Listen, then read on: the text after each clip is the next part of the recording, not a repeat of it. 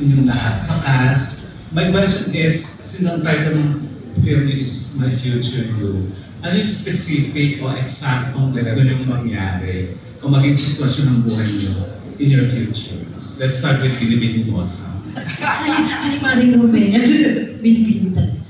Kung mangyayari sa akin yung My Future You, ang gusto kong mangyari, I wish that both of my parents are still alive. Because they both died this month of December. It's almost more than 20 years, but syempre kung buhay pa sila, I know that magiging proud sila sa mga nagawa ko sa buhay. I wish, kung may babalik ko lang, gusto ko sa kanila ko to share. Ayun, Seth, ikaw, anong gusto mo mangyari sa future? Yung specific. Gusto ko po mapagtapos ko yung mga kapatid ko ng pag-aaral. Gusto ko po na mapagawa ko na yung bahay ko kasi nabili ko na yung lote. Wow! Good! Pwede malaman kung saan. Ayun, and gusto ko na masundan ng My Future You. Gusto ko na... At syempre para sa sarili ko naman. Gusto ko makapagtapos ako ng pag-aaral. Gusto ko na magkaroon ako ng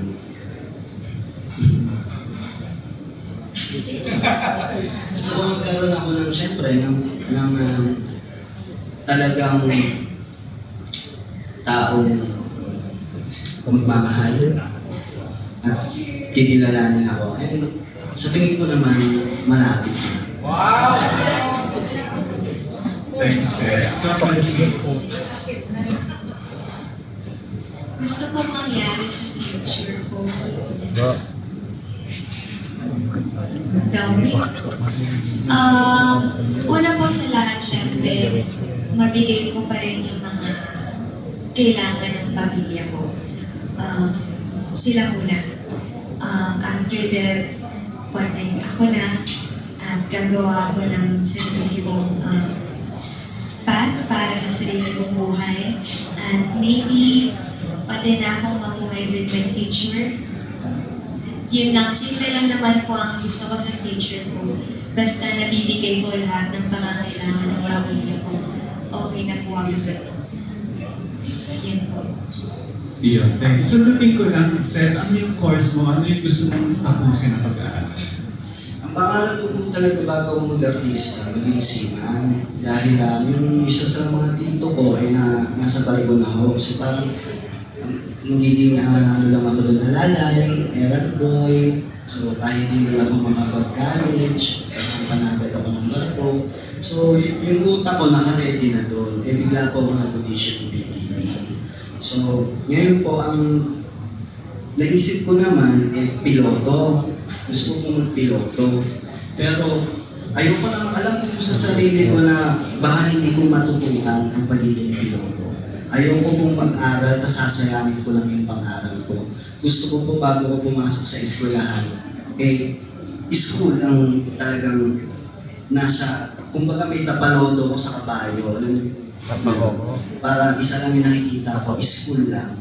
Ngayon po medyo kagaya po niya na saka sa piloto po kasi mahirap po, wala naman pong modular Kailangan po talaga pumasok kayo. Oras po ang magiging piloto. Kailangan pong maglaan ng oras para makuha mo yung mga lisensya ng pagiging piloto. So, sana makakuha ako ng panahon o makahiram ako ng panahon. Pero ngayon, hindi ko pa po. Mas tututukan ko pong pelikula ko po. Mag-aaral ako, hindi pwedeng hindi ako mag-aaral. Thank you and congratulations. So, napansin natin ngayon for the movie is really family-oriented, it's everyone. So, ano masasabi nyo na rated G yung movie nyo? Good news yun, grabe. Ibig sabihin, lahat welcome. Lahat pwedeng manood, buong pamilya, pwedeng pumasok ng sinihan. Sobrang siyang advantage ng pelikula. Sobrang good news yun. Parang naramdaman ko yung pagkabata. Kasi dati, sobra rin po akong naging fan ng FMFF nung hindi pa po ako artista. hindi kumpleto ang Pasko namin kapag hindi kami pumupunta ng sinihan. Tapos mamimili po kami ng mga pwede panoorin. At kapag gusto namin yung isang palabas, ang rason ng Ermat ko, bawal hindi kasi aragan yan, aragan ko. So, ay sayang. So, ang ano namin, gabi sa mga pang rated G. So, parang nalaman ko na rated G, mas ay, okay ito parang lahat talaga, pamilya talaga. Kumbaga, yung mga nanay, syempre, yung nanay ko rin, gusto kong sumaya Gusto kami sumaya So, talaga sasamahan. Diba? Yun ang pambata, pampamilya na pelikula. Anong gusto mo pagtama sa buhay? Ako po, kaya nagsabi ni Direk, good news po yun. Kasi, syempre, kami po, first film namin to together, tapos napasama sa MMFF this year, tapos for everyone pa.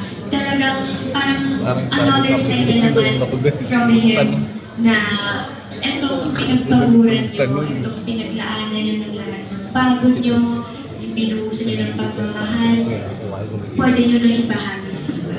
Pwede nilang maramdaman yung love ngayong Pasko. Kasi yun naman po talaga tuwing Pasko, yun ang importante para sa akin.